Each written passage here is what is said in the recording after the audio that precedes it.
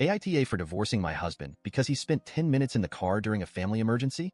I.F. have been married to my husband, M, for 2 years.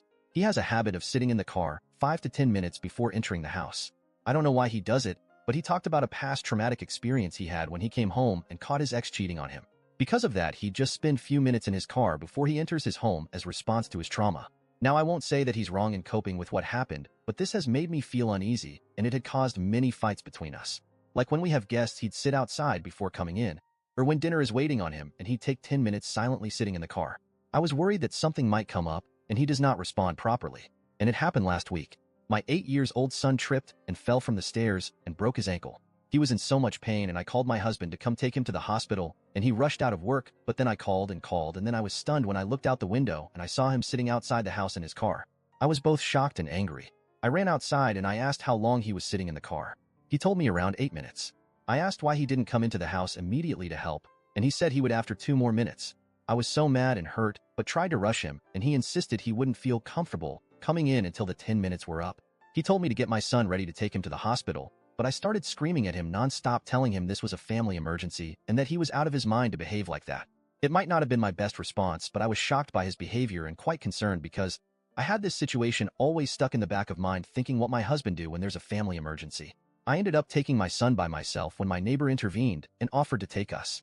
We went to the hospital, and later my husband came and tried to talk to me, but I refused.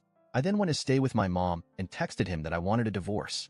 He tried to rationalize and justify what he's done, saying he could not help it and that he was nervous and wanted to help my son but felt stuck. I refused to reply to his messages, and days later his family literally harassed me, saying I was making my husband's trauma more severe and that I disrespected his boundaries by pushing him off his limits. I feel lost and unable to think because of the whole ordeal. My family are with me on this, but they can be biased sometimes. My husband is still trying to basically talk me out of divorce, saying I'm making a huge deal out of it. I feel like I no longer have trust in him, especially when it comes to serious stuff like how cold he acted in a family emergency. Edit to clarify that my son isn't his biological son. We don't have kids together. Comment 1. It sounds like he is stuck in a compulsive behavior. He needs to find a professional to help him address it. It's going to be tough, especially as he let you down when you needed him. I bet he feels really bad about the situation. I hope your son is doing okay. Comment 2.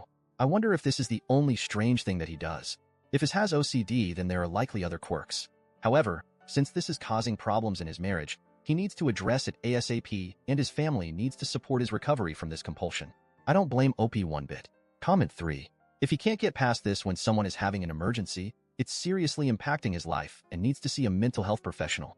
I understand your frustration, concern, and how this is in a sense a very serious straw that broke the camel's back. If I was in your situation, I would consider divorce only if he refuses to get help.